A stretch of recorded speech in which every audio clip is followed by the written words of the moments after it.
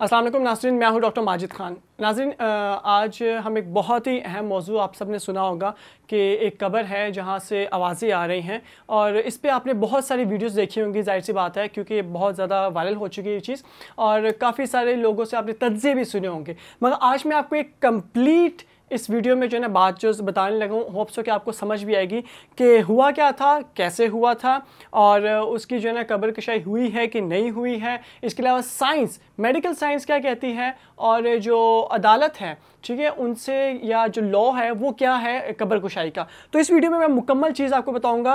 And तक connected रहिएगा हमारे साथ ताकि कोई भी चीज़ आपसे मिस ना हो। इन केस अगर एक तो ये वाक़या हो चुका है, खुदा ना खासा फ्यूचर में कभी कोई ऐसा वाक़या हो तो आपको हर चीज़ का अच्छे से इल्म हो कि मेडिकल साइंस में किस तरीके से पता चलेगा, लॉस क्या हैं और ये जो वाक़या हुआ है इसमें क्या हुआ।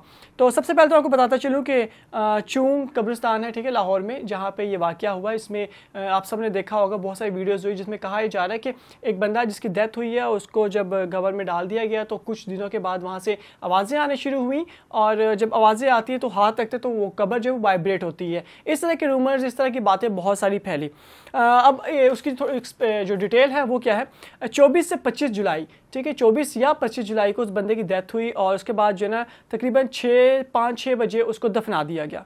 अब हुआ क्या, ये जुलाई का दिन था, 24 जुलाई का महीना था। उसके बाद 11 अगस्त को जो है ना ये खबरें आना शुरू हो गई कि वो जो कब्र है वहाँ से जो है ना आवाज़ें आने लगी हैं। तो हमारी वहाँ पे जो एक कमेटी है, कब्रिस्तान की जो कमेटी है, उनके जो हेड हैं उनसे बात हुई है। उन्होंने बताया जी कि वो जो बंदा है उसका नाम शबीर था और उसके वालिद साहब है उसका नाम था अब्दुल गफूर।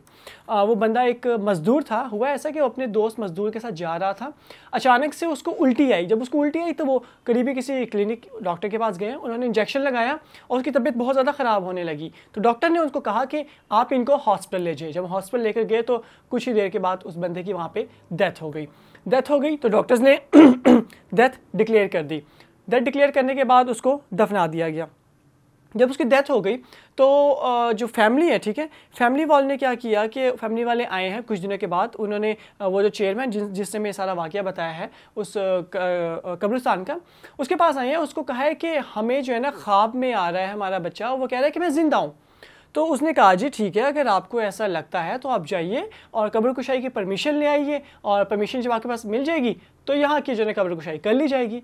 ये वो सारा जो है ना सिनेरियो है जो कि वहाँ पे जो कब्रिस्तान के जो कमेटी है उसके चेयरमैन ने हमें सारा कुछ बताया। अब मैं आपको बताता चलूँ कि मेडिकल साइंस के मुताबिक पहले आते हैं कि मेडिकल साइंस कब बताती है किसी शख्स को कि इसकी डेथ हो गई है या नहीं हुई है। तो उसके कुछ साइन एंड सिम्टम्स हैं। वो क्या होते हैं, जब किसी शख्स की डेथ हो जाती है ना, एक आम बंदा तो जो देखता है वो देखता है जी कि इस बंदे का दिल रुक गया है, ये सांस नहीं ले पा रहा है, ये हिल नहीं रहा है, ये उसकी डेथ को जो है ना कहा जाता है कि इसकी डेथ हो गई है। अब मेडिकल साइंस में डॉक्टर्स किस तरीके से बताते हैं, पॉइंट्स बहुत सारे हैं, मैं कुछ 4-5 जो मेजर पॉइंट्स हैं मैं उनके मुतालिक आपको बताऊंगा जो हर आम बंदे को पता होना चाहिए। खुदा ना ख्वास्ता आपकी फैमिली में भी कुछ ऐसा हो जाए जहाँ पे दूर दूर तक कोई डॉक्टर या अस्पताल ना हो और आप कंफर्म करना चाहते हो तो आप किस तरीके से कंफर्म कर सकते हैं, ये चीज़ आपको हेल्प आउट कर सकती है उसमें। उसके बाद आप डॉक्टर या किसी करीबी जो भी मेडिकल स्टाफ हो उसके पास लाजमी लेकर जाइए अपने पेशेंट को। ब्रेन डेथ, सबसे पहले क्या होता है, ब्रेन डेथ। जो हमारा दिमाग है ना हमारी पूरी बॉडी को कंट्रोल करता है। जब ब्रेन डेथ हो जाती है तो आपकी पूरी बॉडी की ऐसा ऐसा डेथ होने शुरू हो जाती है। अब ब्रेन डेथ का कैसे पता करते हैं, एक तो होता है कि ना हम लोग पिपल्स, जो आंखें होती हैं ना, आंख के अंदर लाइट मारी जाती है तो देखते हैं कि जो पिपल्स हैं वो लाइट को कोई भी रिस्पॉन्ड नहीं कर रही। आपकी जो आंखें हैं ना, ठीक है, या जो आप ये लेंस है, ठीक है, इसमें अगर आप देखें छोटे से एक जो ना जो ब्लैक कलर का हिस्सा होता है उस पर जब लाइट मारी जाती है ना तो लाइट मारने से और अंधेरा होने से क्या होता है कि वहाँ के जो आपके जो पिपल्स हैं वो कंट्रैक्ट और रिलैक्स होते हैं। तो ये जो पिपल्स की जो मूवमेंट है आपकी वो ऐसा से क्या होगी, बंद हो जाएगी। लाइट मारने से जो आपके पिपल्स हैं उनकी बिल्कुल भी मूवमेंट नहीं होगी। सेकंड क्या होगा, no reaction to pain, means कि अगर आपकी बॉडी पे कहीं पे भी जितना भी जोर से दर्द दिया जाए बॉडी के किसी भी हिस्से में कोई भी हल्की सी मूवमेंट नहीं होगी, कुछ भी नहीं होगा, चाहे जितना मर्जी आप पेन दे दे। पेन स्टिमुलस के डिफरेंट तरीके होते हैं, डिफरेंट ज़राए होते हैं, डिफरेंट पॉइंट्स होते हैं, वहाँ पे पेन दिया जाता है। तो जितना मर्जी बंदा जो है अनकॉन्शियस हालत में वो कोई ना कोई रिफ्लेक्स करता है। तो जब ब्रेन डेथ हो जाती है या इंसान की डेथ हो जाती है तो वो जो है ना उसकी कोई भी मूवमेंट नहीं होगी। इसके अलावा जो थर्ड स्टेप आता है हम क्या करते हैं कि ना उसमें आपने अक्सर देखा होगा कि डॉक्टर्स क्या करते हैं कि रुई लेते हैं या कोई भी चीज़ लेते हैं, उसकी आंख पे मारते हैं। जब आंख पे मारा जाए ना तो वहाँ पे हल्का फुल्का रिफ्लेक्स होता है, थोड़ी सी कोई ना कोई जो है ना मूवमेंट होगी, कोई टच करेंगे तो ब्लिंक होगी या कुछ भी होगा। मगर जब डेथ हो जाती है बंदे की तो आप कुछ मारेंगे भी तो बिल्कुल भी आपको वहाँ पे मूवमेंट या रिफ्लेक्सेस नज़र नहीं आएंगे। इसके अलावा जो मेजर साइन और होंगे क्या होंगे कि वो बंदा जो होगा वो सांस नहीं लेगा, आप उसकी ब्रीथिंग जो होगी बिल्कुल भी नहीं होगी, 0% उसकी ब्रीथिंग चल रही होगी। इसके अलावा जो उसके हार्ट है, उसका जो दिल है, उसकी धड़कन जो है ना वो बिल्कुल बंद हो चुकी होगी, बिल्कुल भी कहीं पे भी ना तो आपको कैरेटिड फील होगी उसकी, ना कोई पल्स फील होगा उसका, ना आपको दिल की धड़कन उसकी फील होगी, वो मुकम्मल तौर पे डेथ हो चुकी होगी। ब्रेन स्टेम डेथ हो जाती है, इट्स मीन्स कि आपका ब्रेन स्टेम जो है ना वो आपके अनवॉलंटरी जो एक्शंस है, इनवॉलंटरी एक्शंस, उनको कंट्रोल करता है जो आपके बस में नहीं होते, जैसा सांस लेना और दिल की धड़कन। तो जब ब्रेन स्टेम की डेथ हो जाए तो इट्स मीन्स के बॉडी की डेथ हो चुकी है, वो बंदा एक्सपायर कर चुका हुआ है, वो इस दुनिया से जो है कूच कर चुका है। तो ये कुछ साइंस होते हैं जिसकी बेस पे फिर जो है ना इन द लास्ट में ईसीजी होती है, ईसीजी में फाइनली जो है डिक्लेयर कर दिया जाता है कि बंदे की डेथ हो गई है।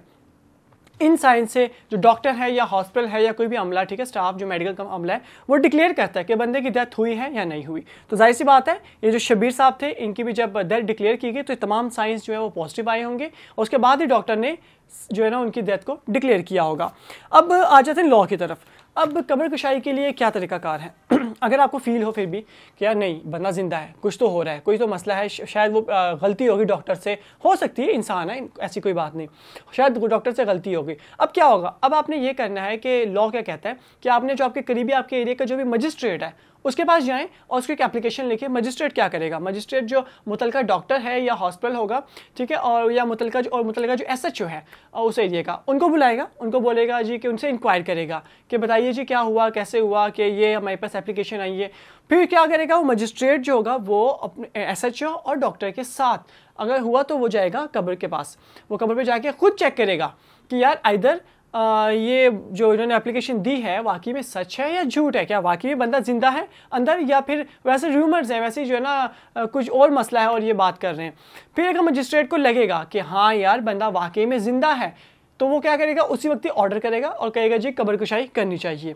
और अगरचे उसे लगता है कि नहीं बंदा जिंदा नहीं है, ये जो बातें हो रही हैं ये तमाम की तमाम जो है बस वैसे रूमर्स हैं या हो सकता है कि पहले आज से पहले तक बंदा जिंदा हो मगर अब वो बंदा जिंदा नहीं है, तो मजिस्ट्रेट क्या करेगा? उस जो एप्लीकेशन है उसको रिजेक्ट कर देगा और कब्र कुशाई की इजाज़त नहीं देगा। और जब कब्र कुशाई होगी तो मजिस्ट्रेट वहाँ पे मौजूद होगा, मुतलका डॉक्टर भी हो सकता है और जो एसएचओ होता है उसको भी वहाँ पे बुलाया जाता है। तो ये तमाम जो है ना तरीकाकार है जिसके ज़रिए से हम जो है हेल्थ में मेडिकल का मैंने बता दिया कि कैसे बताएंगे कि बंदा जिंदा है या नहीं, और इसके अलावा आपको मैंने जो है ना लॉ का भी बता दिया और वो जो बंदा था उसकी जो डेथ कैसे हुई, क्या तरीकाकार था, वो भी मैंने आपको सारा का सारा बता दिया। होप्स हो कि आपको हर पॉइंट यहाँ से क्लियर हो गया होगा और ये चीज़ें आपको अभी तो हेल्प देंगी, साथ साथ में इन द फ्यूचर भी आपको ये चीज़ें इंशाल्लाह ताला हेल्प देंगी। और उनके फैमिली को जो शबीर साहब हैं उनकी फैमिली पे जो गुजर रही होगी हम समझ सकते हैं, कोई अपना प्यारा बिछड़े तो इससे बड़ा दुख कोई नहीं होता। अल्लाह उनके घर वालों को सब्र जमील अता फरमाए और जो शबीर साहब हैं उनके दर्जात को बुलंद करे और जितने भी जिस दुनिया से जिन्हें इंसान मुसलमान जो वफ़ात हो चुके हैं अल्लाह सबकी मग़फ़िरत फरमाए, बख्शिश फरमाए और जिनके भी जो प्यारे बिछड़ चुके हैं उन सबको सब्र जमील अता फरमाए। मुझे इस वीडियो से इजाज़त दीजिए, अपना बहुत सारा ख्याल रखिएगा, फिर मुलाकात होगी आपसे। अल्लाह हाफ़िज़।